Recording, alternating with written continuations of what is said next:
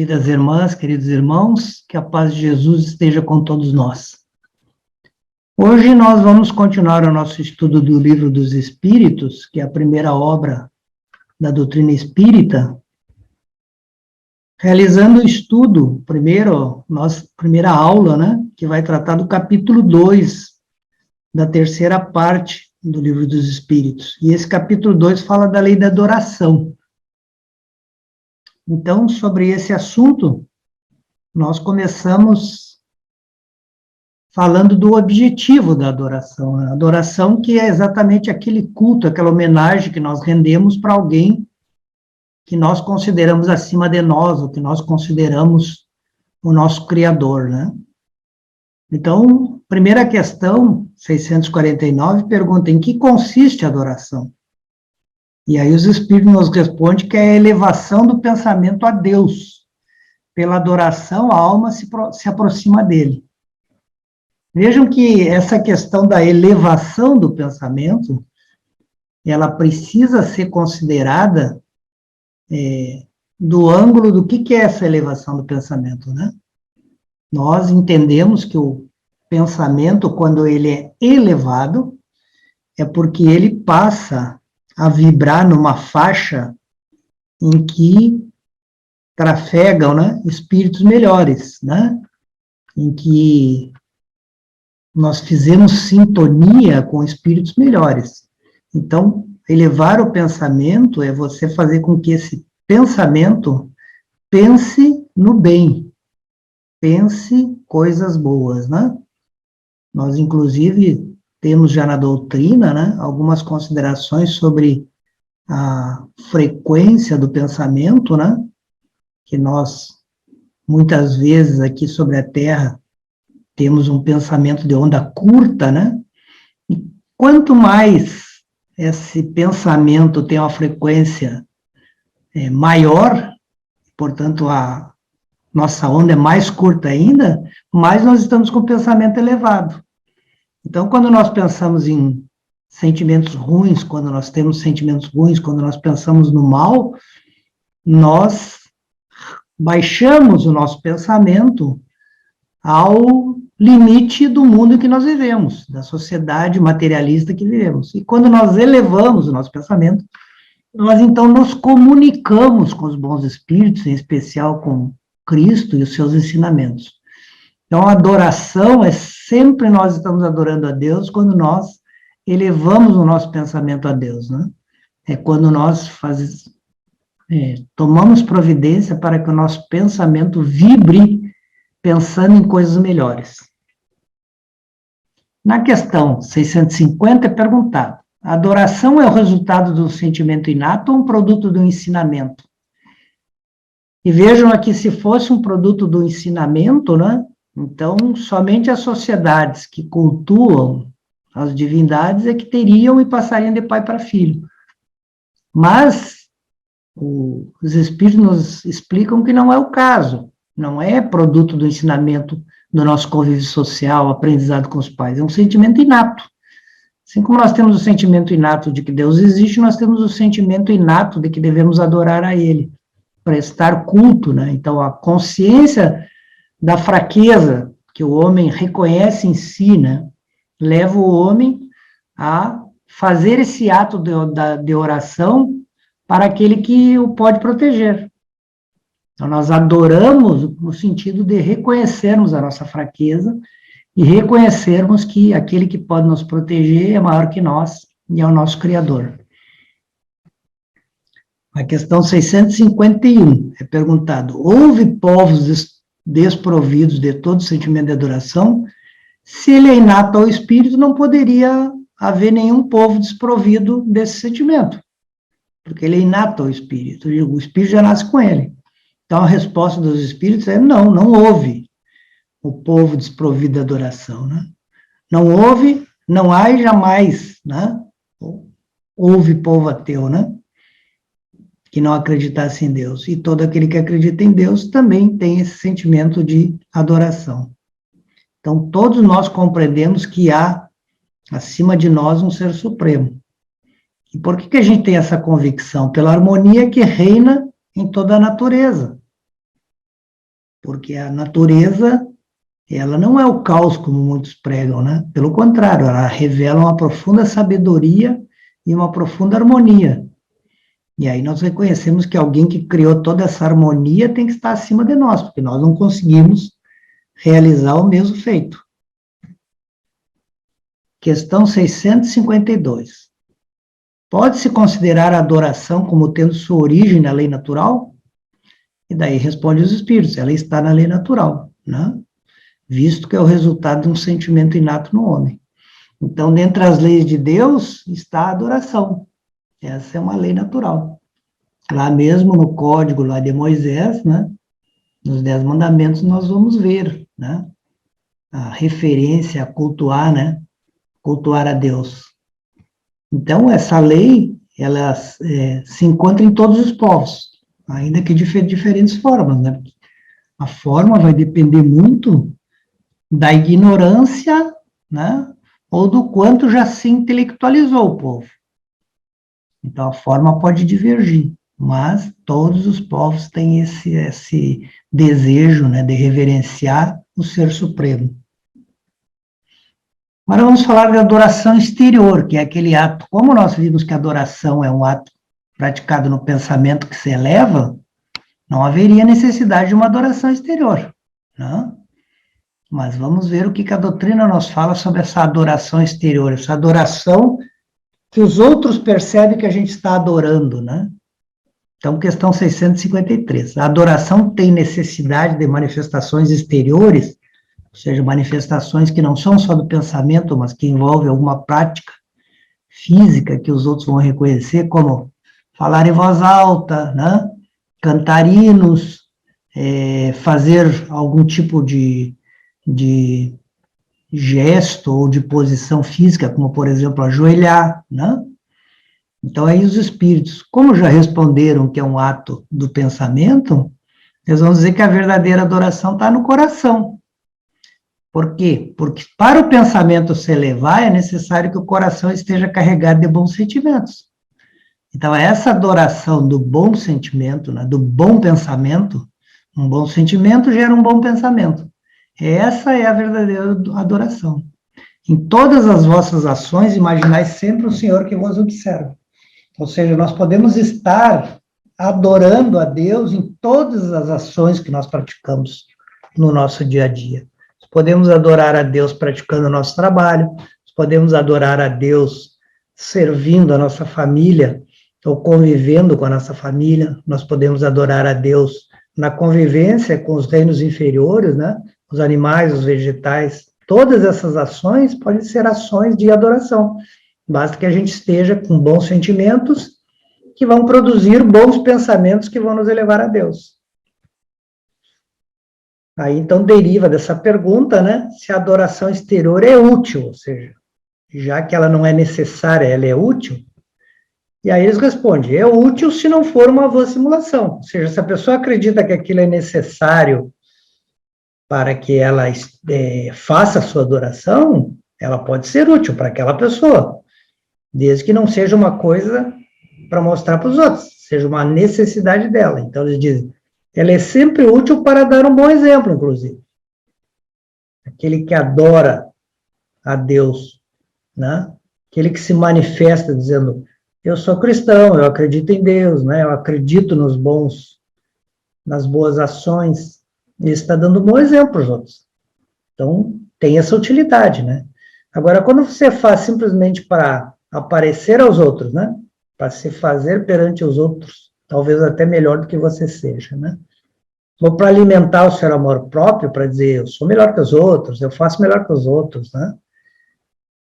E que a conduta não é condizente, né? Se uma pessoa faz somente para aparecer para os outros, para ser maior que os outros, a sua conduta já não é a conduta certa, ele já está se desmentindo, né, dessa forma.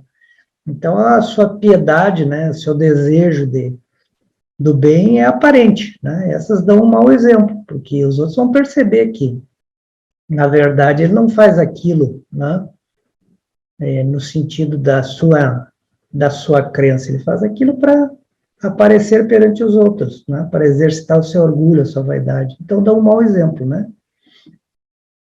então fazem mais mal do que pensam, porque fazem as outras pessoas acreditar que a adoração a Deus é aquela prática, né, de exteriorização fútil, né, sem utilidade, né, ou com uma utilidade até, vamos dizer assim, inadequada, incorreta.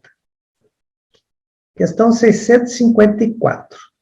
Deus dá preferência àqueles que eu adoro de tal ou tal maneira? Vejam, aqui nós estamos falando de preferência. Então, quando nós vamos ler a resposta, a gente tem que entender que vai dizer, ele prefere aquele, né? Qual que ele prefere? Deus prefere aqueles que eu adoro do fundo do coração, com sinceridade, fazendo o bem e evitando o mal. Tá aí a adoração, né? Fazer o bem e evitar o mal, né? Qual é que Deus não prefere? Não prefere aqueles que creem honrá-lo por meio de cerimônias, né? E que estas cerimônias não tornam as pessoas melhores, né? Não fazem com que elas sejam melhores para os seus semelhantes. Então, Deus prefere aqueles que realmente fazem o bem e evitam o mal, do que aqueles que só fazem cerimônias, né? Que não se melhoram intimamente. Todos os homens são irmãos e filhos de Deus.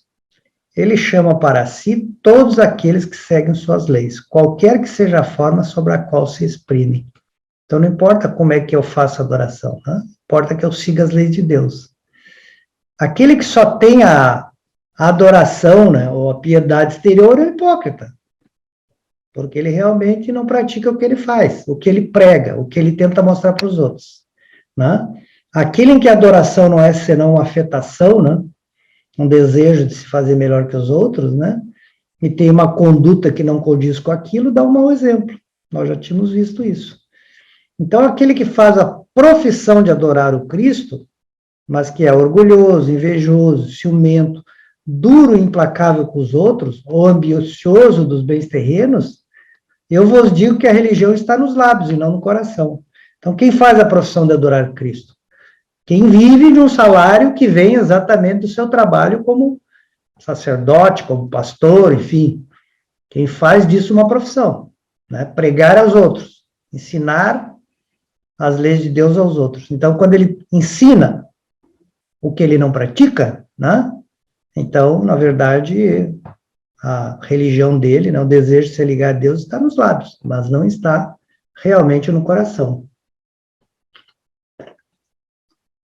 Para esses aí, Deus que percebe como é que eles são, né, dirá exatamente o seguinte, que ele que conheceu a verdade é 100 vezes mais culpável, né, do mal que fez do que o ignorante selvagem do deserto. E assim será tratado no dia da justiça. Mas qual é o mal que ele fez? O mau exemplo. Então, ele é muito mais culpável do seu mau exemplo, né? A gente sabe que em educação o exemplo arrasta, né? As palavras convencem, os exemplos arrastam. São muito mais importantes os exemplos do que aquilo que a gente fala em palavras.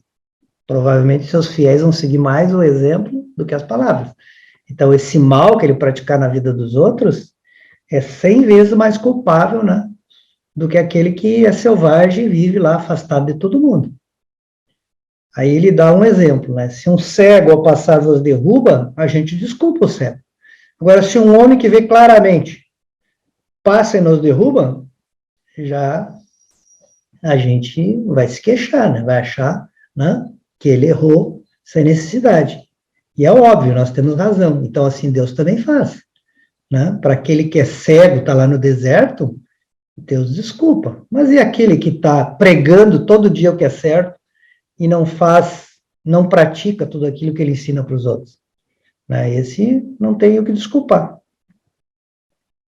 Então, portanto, dizem-nos os Espíritos, não importa nós perguntarmos se há uma adoração mais conveniente, né? Isso seria a mesma coisa que perguntar se Deus adora, se Deus prefere que nós adoremos Ele em inglês, em português, em alemão. Deus não tem essa preferência, né? O que importa é o que vem do coração. Então, ele diz, os cânticos, né, a adoração, né, e quando ela é praticada sob forma de canção, eles chegam a Deus, né, pela porta do coração. Se nós temos realmente esse bom pensamento dentro de nós, esse bom sentimento no coração, ele vai chegar até Deus. E se nós estamos com outros sentimentos, né, às vezes até dominado por alguns desejos, né, aí certamente os pensamentos que nós vamos produzir não serão os melhores e, portanto, não chegarão a Deus. E é importante que a gente entenda essa parte do pensamento, né, que nada mais é, o pensamento nada mais é do que uma onda eletromagnética, né? É uma matéria, né? Uma matéria quintessenciada, né? A ponto de André Luiz chamar de matéria mental. E é esta onda eletromagnética que, para vencer, né, as esferas sublimes, né, as esferas onde habitam os bons espíritos, né, onde há uma sintonia maior com Deus, ela precisa realmente estar carregada de bons sentimentos. Ela precisa realmente ser aquela onda, né, curtíssima, né, aquela onda que tem uma frequência muito alta, né, e isso depende dos sentimentos que estão dentro do nosso coração. Questão 655. É repreensível praticar uma religião a qual não se crê no fundo da alma, quando se faz isso por respeito humano e para não escandalizar aqueles que pensam de outra forma? Eu vou dar um exemplo para nós entendermos melhor, né? Vamos dizer que nós acompanhássemos um amigo até uma celebração que não é da nossa religião, que é da religião dele, né? Então, talvez tenha um momento em que todo mundo faça determinado gestual, determinada prática que nós não acreditamos, que nós não achamos necessário. Mas a gente faz por respeito ao próximo, porque a gente não quer chamar atenção, não quer ferir, né, aqueles que estão junto conosco e que creem em outra coisa. Então, por exemplo, se nós espíritas acompanhamos alguém numa cerimônia numa igreja católica e todo mundo se ajoelha, né? Aí a pergunta é se eu também me ajoelhar, né? Eu sou digno de repreensão, eu estou errado se eu também fazer aquele gestual, né? Exatamente por respeitar o ambiente que eu estou. Então, os espíritos nos explicam porque vale a intenção, né? Essa é a regra. Depende. Se a sua intenção realmente, né, é respeitar os outros, ótimo, não tem o que se repreender, né? Se você tem a ideia, né, de não causar escândalo aos outros, ótimo, é respeitável, né?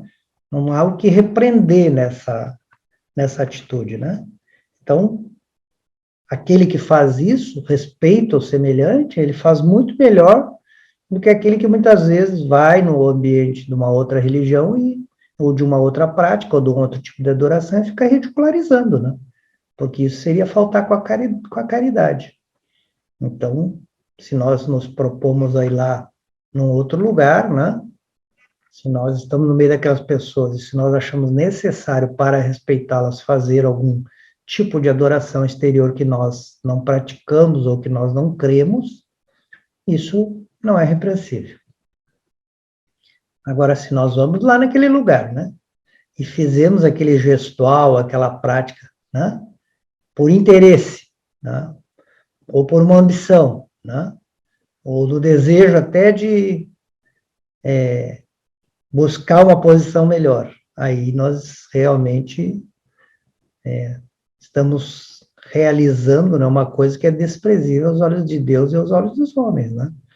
Se nós professamos uma religião que nós não acreditamos, mas porque nós achamos ali algum interesse, né, momentâneo, algum interesse, por exemplo, financeiro imediato, isso é repressível, isso é desprezível, né?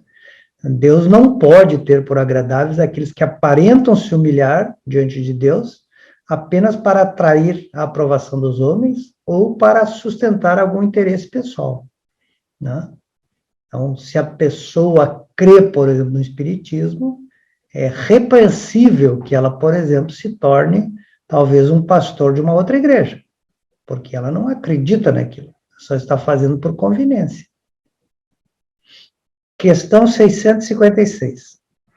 Adoração coletiva é preferível à adoração individual, ou seja, nós fazermos a nossa oração, por exemplo, a Deus, agradecendo, exaltando a sua proteção sobre nós, sendo grato por tudo aquilo que Ele nos dá, É preferível fazermos sozinhos ou todos juntos? E aí responde os espíritos que os homens reunidos por uma comunhão de pensamento e de sentimentos têm mais força para chamarem a atenção, né, para chamarem para si os bons espíritos. É claro, o pensamento, né, que é como eu disse, uma onda eletromagnética, né, e portanto é matéria, e portanto é energia, né. Então, quando nós fechamos um conjunto de feixes de energia, fizemos de todos eles um feixe único, claro que ele vai ter, né, uma força maior para atingir o objetivo daquela oração. Se um orar por alguém, o resultado certamente será maior se uma comunidade inteira rezar por alguém. É isso que os espíritos estão dizendo. Então, ocorre o mesmo quando se reúne para adorar a Deus. Mas isso não quer dizer que o nosso esforço pessoal individual não é importante. Ele é importante, né? Ele é tão bom quanto aquele realizado pela comunhão, né? Porque cada um de nós pode adorar a Deus. Talvez para nós tenha o mesmo resultado. Para nós vai ter o mesmo resultado. Talvez para o efeito que nós desejamos é que vai ter um resultado, talvez, não tão bom, não conquiste um resultado, tão, vamos dizer, talvez muito grande, né? Ou tão grande quanto um grupo de pessoas unidas em pensamento com o mesmo propósito. Mas para nós o efeito certamente será tão satisfatório quanto nós irmos orar de uma forma coletiva. Então, as duas coisas são importantes, né? A única coisa é que reunir forças, né, é como se nós tivéssemos que fazer qualquer trabalho braçal, construir uma casa. Um sozinho passa mais dificuldade. Constrói, mas passa mais dificuldade. Né? Tem mais trabalho para construir essa casa. Agora, se ele levar um grupo de 10 amigos juntos, provavelmente farão com muito mais facilidade e muito mais rápido. Essa é a analogia que nós podemos dar nesse caso. E aí nós passamos à última pergunta, que é sobre a vida contemplativa, né? Que é aquela pessoa que se isola, né, do convívio social e vive a sua vida nessa adoração, em orações, em recolhimento. Então, a pergunta 657.